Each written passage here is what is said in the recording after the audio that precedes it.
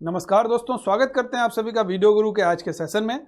और हम यहाँ पर डिस्कस करने वाले हैं साउथ अमेरिका। हमने इससे पहले नॉर्थ अमेरिका पढ़ा और हमने वहाँ पर बताया था कि दोनों ये जो कॉन्टिनेंट हैं कहीं ना कहीं आपस में ज्वाइंट हैं। जो ऊपर का हिस्सा है वो नॉर्थ अमेरिका है और जो नीचे का हिस्सा है वो साउथ अमेरिका कहलाता है। तो हम नॉर्थ अमेरिका ऑलरेडी डिस्कस कर चुके हैं। अब यहाँ पर हम बात करेंगे साउथ अमेरिका की।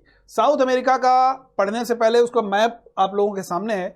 देख सकते हैं कि छोटा कॉन्टिनेंट दिख रहा है जिसमें कंट्रीज बहुत कम मात्रा में हमको दिख रहे हैं, बहुत कम संख्या में दिख रहे हैं। मात्रा क्या कहेंगे? संख्या कहेंगे। बहुत कम संख्या में दिख रहे हैं हमको।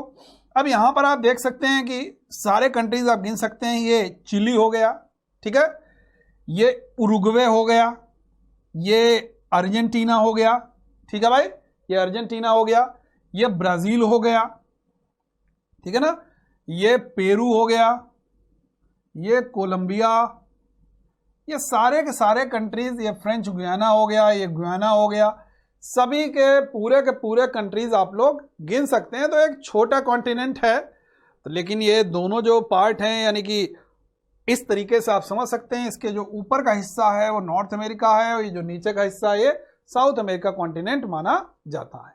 चलिए जल्दी से हम इसका देख लेते हैं बेसिक इंफॉर्मेशन। एरिया की बात की जाएगी तो 7.80 मिलियन किलोमीटर स्क्वायर इसका टोटल एरिया माना जाता है। अब इट इंक्लूड्स यानी कि इसमें क्या क्या चीजें हैं, कौन कौन से देश शामिल हैं। It includes 12। तो ये फिगर आपके लिए इंपॉर्टेंट है। अगर कभी आपसे पूछा जाएगा तो आप कहेंगे इट इंक्लूड्स 12 सॉवरेन स्टेट्स। कितने हैं इसमें? 12 राज्य शामिल किए गए हैं या 12 देश शामिल किए गए हैं। कौन कौन से हैं? Argentina, Bolivia, Brazil, Chile, Colombia, Ecuador, Guyana, Paraguay, Peru, Suriname, Uruguay and Venezuela. ये सारे के सारे कंट्रीज इसमें शामिल किए गए हैं। तो इनके नाम आपको इजीली याद हो जाएंगे, बस संख्या याद रखना है आपको। संख्या कितनी आप बताएंगे? 12, ठीक है। अब यहां पर दूसरे और पॉइंट हैं, यानी कि ये तो हिंदी में पूरा है कि 12 संप्रभु राज्य हैं, हमने बता दिया है आपको। अर्जेंटीना है, बोलिविया है, ब्राजील है, चिली है, कोलंबिया है, इक्वेडोर है, गुयाना है, पराग्वे है, पेरू है, सूरिनाम है, उरुग्वे है, वेनेजुएला है। ये सारे के सारे जो देश हैं वो शामिल किए गए हैं। तो टोटल संख्या आपको याद होनी चाहिए, बस 12 याद रहने चाहिए। ये आपके लिए पर्याप्त जानकारी होगी। अब यहाँ पर हम थोड़ा सा पीछे अगर जाते हैं, थोड़ा सा पीछे जाएंगे, यहाँ पर देखिए मैप पे हम आ गए फिर से एक बार। अब यहाँ पर मैप पे एक चीज समझ लेंगे। अब आपको ये दिख रहा है ब्राजील, एक बड़ा एरिया दिख रहा है, ठीक है ना। अब ब्राजील की आप देख सकते हैं कि सीमा मैक्सिमम के साथ में लगी हुई है, ठीक। देखिए मैप वाइज आप समझ लीजिए। अब देखिए ये पेरू हो गया, ये चिली हो गया। चिली देखिए इस आकार में। तो एक बार यहां से क्वेश्चन आ जाते हैं अक्सर, तो इनका आकार सारे लोग देख लीजिए एक बार। अब यहां पर बोलिविया और दूसरा है आपका पराग्वे। ये दोनों ऐसे कंट्रीज है कि बोलिविया की अगर बात करेंगे इट इज लैंडलॉक्ड। अब लैंडलॉक्ड कैसे है? देखिए यहां पर भी नहीं, कोई भी कोस्ट को टच नहीं कर रहा है, इधर भी किसी कोस्ट को टच नहीं कर रहा है, यानी कि चारों तरफ ये क्या है? लैंड से घिरा हुआ है। तो आप कह सकते हैं कि ये कैसा कंट्री है? ये आपको दिख रहा है बोलिविया, एक लैंड लॉक्ड कंट्री है। दूसरा आपका पराग्वे भी इसका कैसा माना जाता है? एक लैंड लॉक्ड कंट्री के फॉर्म में माना जाता है। तो ये मैप के बाद जब आप मैप देखेंगे तो इजीली सारे कॉन्टिनेंट को देखिए और नए नए क्वेश्चंस वहां से इजीली जनरेट होके चले जाएंगे, ठीक है। तो हमने बात यहां तक कर ली है। अब हम सीधे आगे बढ़ते हैं और अब आप देखिए, आप लोग यहां पर कुल देश तो हो गए 12।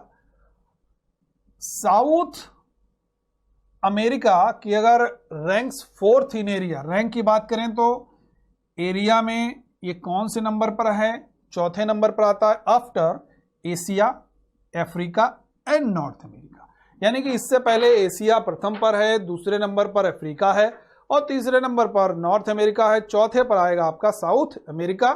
तो इसकी आप लोग पोजीशन याद कर सकते हैं। South America 5th in population और जनसंख्या वाइज अगर बात करेंगे तो ये 5वें नंबर पर है। किसके किसके बाद में? एशिया, अफ्रीका, यूरोप और नॉर्थ अमेरिका। यानी कि अगर पॉपुलेशन वाइज बात करेंगे तो इसमें एक और एड ऑन हो गया जिसका क्या नाम है, यूरोप। ठीक है। ब्राजील की बात करेंगे, Brazil is wife for the most populous south American country with more than half of the continent population, यानी कि लगभग पूरे महाद्वीप की 50% से भी अधिक जनसंख्या कहां पर निवास करती है, यह रहती है आपके ब्राजील में। और ब्राजील यहां का सबसे ज्यादा आबादी वाला दक्षिणी अमेरिकी देश कहा जाता है। अब दक्षिणी अमेरिकी देश आबादी में भी हो गया, अब आप देख सकते हैं यहां पर एरिया में भी आपको ये बड़ा दिखेगा। Brazil is the largest country in South America, in fact occupying half of the continent's land mass. Brazil is the 5th largest country in the world, यानी कि एरिया में भी बात करेंगे, पॉपुलेशन में भी बात करेंगे, दोनों में कौन आएगा, आपका ब्राजील आएगा। बात समझ में आ रही है? इतना क्लियर होना चाहिए सारे लोगों को कि ये जो है ये दोनों में है। ठीक है भैया। With a land area 32875,956 square miles, यानी कि ब्राजील जो है दक्षिण अमेरिका का सबसे बड़ा देश है। वास्तव में पूरे महाद्वीप के आधे भूभाग पर यह कब्जा किए हुए है, यानी कि कब्जा किए हुए मतलब विस्तारित है, फैला हुआ है। ब्राजील दुनिया का 5वां सबसे बड़ा देश भी है, और जिसका अगर क्षेत्रफल की बात करेंगे ये उसका टोटल एरिया काउंट किया जाता है। अब हम लोग माउंटेन की बात करते हैं, साउथ अमेरिकन माउंटेन्स की बात करते हैं। एकांकागुआ most important, एकांकागुआ with a summit, अगर कैसी चोटी है आप समझ लेंगे, ये एक ऐसी चोटी है जो दक्षिणी और पश्चिमी गोलार्ध में उच्चतम पर्वत है, समझ रहे ना। तो दक्षिणी और पश्चिमी गोलार्ध में ये एक highest mountain in the both southern and the western hemisphere, यानी कि दक्षिणी और पश्चिम गोलार्ध में ये ऊंची चोटी माउंट एकांकागुआ मानी जाती है। नेक्स्ट माउंटेन है माउंट एंडीज। जब हमने माउंटेन का स्पेशल क्लास लिया था तो वहां पर हमने एंडीज पर्वत श्रृंखला के बारे में बहुत डिटेल में बताया है। अब अगर बात करेंगे एंडीज की, the Andes running along South America's western side is among the world's longest mountain range from Venezuela. In the north, the range passes through Colombia, Ecuador, Peru and Bolivia। तो आप देख सकते हैं कि लंबी पर्वत श्रृंखला है, ठीक है ना। यानी कि ये जो है एकांकागुआ की जो मीटर की ऊंचाई के साथ दोनों दक्षिणी और पश्चिमी गोलार्धों में ये उच्चतम पर्वत है, और वेनेजुएला से इसकी सीमा कोलंबिया, इक्वेडर, पेरू से यहां पर ये गुजरती हुई सीमा इसकी मानी जाती है। ठीक है भाई। नेक्स्ट हम लोग बात करेंगे लेक्स की। लेक्स की अगर बात करते हैं तो लेक्स में टिटिकाका, टिटिकाका इसकी बहुत महत्वपूर्ण लेक है। लेक टिटिकाका की अगर बात करेंगे तो border between Peru and Bolivia, it is very important point. अगर कभी आपसे पूछा जाएगा कि टिटिकाका जो झील है ये किसकी सीमा पर है, तो एंडीज पर्वत श्रृंखला में ही है, और ये पेरू और बोलिविया की सीमा के बीच में ये झील फैली हुई है। ठीक है ना, ये आप लोगों को याद होना चाहिए कि पेरू और बोलिविया की सीमा के बीच में ये झील फैली हुई मानी जाती है। आगे अब हम लोग झीलों की, हमने बात की टिटिकाका, टिटिकाका के बारे में जरूर याद रखना है आपको कि एक ऐसी झील है जो पेरू और बोलिविया की सीमा पर फैली हुई है, तो ये आपके लिए महत्वपूर्ण लेक हो सकती है। टिटिकाका के बारे में और भी हम बात करते हैं। It is world highest navigable body of the water, यानी कि ये दुनिया की सबसे ऊंची नौकागम्य झील है, नौगम्य झील है। ये बहुत महत्वपूर्ण पॉइंट है, ये आपको याद होना चाहिए कि सबसे हाइट पर जो नेविगेबल झील है, लेक है वर्ल्ड में, उसको टिटिकाका को माना गया है। एग्जैक्ट लोकेशन की अगर बात करेंगे तो आप सीधे सीधे कहेंगे between the Peru and Bolivia. ठीक है। नेक्स्ट लेक है मराकाइबो। कौन सी है? मराकाइबो की बात करते हैं। मराकाइबो की अगर हम बात करेंगे तो मराकाइबो जो झील है वो बेसिकली लैगून के बजाय कभी कभी इसको झील माना जाता है, तो it is sometimes considered the lake rather than वे और लेगून, यानी कि इसको कभी कभार लेगून के बजाय झील माना जाता है। तो ये भी एक झील है प्रसिद्ध साउथ अमेरिका कॉन्टिनेंट की। अब हम लोग बात करेंगे साउथ अमेरिका कॉन्टिनेंट के रिवर्स के बारे में। अमेजन की हमने जब रिवर्स आपको पढ़ाई थी तो वहां पर बताया था हमने कि बेसिकली ये जो है फ्लो पॉइंट ऑफ व्यू से तो सबसे बड़ी नदी मानी गई है, लेकिन नाइल सबसे बड़ी नदी है, उसके बाद में हम अमेजन का नाम यहां पर आता है।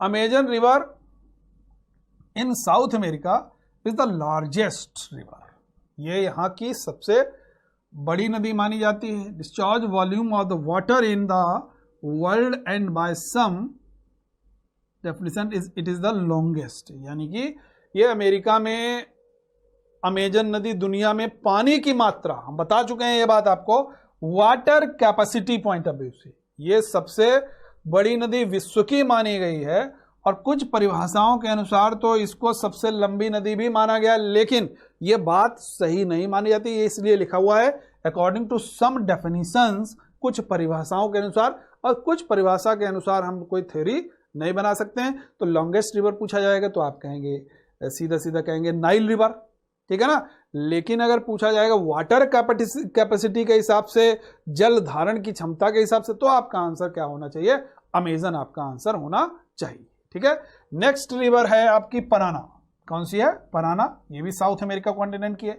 पराना की अगर बात करते हैं तो ये जो नदी है वो दक्षिण अमेरिका में एक नदी है जो ब्राजील, पराग्वे और अर्जेंटीना से होकर के 4880 किलोमीटर तक चलती है। तो यानी कि the Parana river is the river in south central south America running the through the Brazil, Paraguay and Argentina, और इसकी लेंथ आप लोगों के सामने लिखी हुई है 4880 किलोमीटर एरिया में ये नदी पूरी फैली हुई है। तो बस इसकी लोकेशन याद रखिएगा, कहाँ होगा, ब्राजील, पराग्वे और अर्जेंटीना। ये आपके लिए महत्वपूर्ण क्वेश्चन यहां से बन सकता है, ठीक है। नेक्स्ट रिवर है आपकी ओरेनिको। कौन सी है, ओरेनिको। ओरेनिको की बात करते हैं, it is the third largest river in the world by the discharge volume of the water, यानी कि पानी की मात्रा का निर्वहन करके दुनिया की यह तीसरी, ऐसे नहीं कहेंगे आपकी दुनिया की थर्ड लार्जेस्ट है, लेकिन अकॉर्डिंग टू वाटर कैपेसिटी अगर बात करते हैं तो इसको हम लोग कहते हैं थर्ड वर्ल्ड की लार्जेस्ट रिवर मानी जाती है। अब यहाँ के डेजर्ट की बात करते हैं। डेजर्ट में बहुत महत्वपूर्ण डेजर्ट है अटाकामा। अटाकामा की बात करेंगे तो आपसे अगर कभी पूछा जाएगा कहाँ स्थित है तो आप कहेंगे पेरू और चिली। दूसरा है पेंटागोनिया। पेंटागोनिया की बात करते हैं, it is situated in Argentina, ठीक है ना, ये आपको याद होना चाहिए कहां पर है, अर्जेंटीना। और क्षेत्रफल के अनुसार दुनिया का 8वां सबसे बड़ा रेगिस्तान है, यानी कि according to area wise it is the 8th largest desert in the world, यानी कि ये दुनिया का सबसे 8वां बड़ा रेगिस्तान माना जाता है कहां पर, ये ज्यादा इंपॉर्टेंट है। तो आपका आंसर क्या होगा, अर्जेंटीना में ये स्थित माना जाता है। तो ये आपके डेजर्ट की बात हो गई। तो ये हमने पेंटागोनिया भी देखा, अटाकामा भी देखा, और हमने यहाँ के माउंटेन्स भी देखे, यहाँ के लेक्स भी देखे। तो ये हमारा पूरा साउथ अमेरिका का कॉन्टिनेंट कंप्लीट होता है। अब आपको करना क्या है, नॉर्थ अमेरिका और साउथ अमेरिका को पहले तो सेपरेट पढ़ना है। नॉर्थ अमेरिका सेपरेट पढ़िए, साउथ अमेरिका सेपरेट पढ़िए, फिर आपको ज्वाइंट करके पढ़ना है और उसमें कैरेबियन को अलग कर देना है, यूनाइटेड स्टेट ऑफ अमेरिका को अलग कर देना है, कनाडा पार्ट को अलग कर देना है, और नीचे साउथ अमेरिका कॉन्टिनेंट को अलग करना है। पहले तो अलग अलग पढ़ना है, फिर उसके बाद में आपको जोड़ के पढ़ लेना है। जब जोड़ के आप पढ़ेंगे तो आपको ओवरऑल एक अमेरिका का व्यू निकल के आएगा। एटलस से कंसल्ट करना बहुत जरूरी है, और मैप जहां पर आप जियोग्राफी पढ़ रहे हैं, आप जहां पर आपकी टेबल चेयर है, जहां पर आप पढ़ते हैं, वहां पर आप मैप जरूर लगा लीजिए वर्ल्ड का। पॉलिटिकल भी लगाइए, फिजिकल भी लगाइए, तो उससे आपको समझ में, जब अगर कॉन्टिनेंट पढ़ना है तो, नहीं तो इंडियन ज्योग्राफी में इंडियन ज्योग्राफी मैप से कंसल्ट करिए। जब भी लेक्स के बारे में पढ़ें, रिवर्स के बारे में पढ़ें, माउंटेन्स के बारे में पढ़ें, चाहे वर्ल्ड में पढ़ें तो वर्ल्ड का फिजिकल मैप, इंडिया का पढ़ते हैं तो इंडिया का फिजिकल मैप। बाकी अगर इंटरनेशनल बाउंड्रीज, नेशनल बाउंड्रीज के बारे में बात करते हैं तो वहां पर पॉलिटिकल मैप को फॉलो किया जाता है। तो आज का सेशन हमारा यहाँ पर कंप्लीट होता है। फिर से हमारी और आपकी मुलाकात होगी एक नए टॉपिक के साथ में, एक नए सेशन में। तो आज के लिए इतने रखते हैं। Thank you.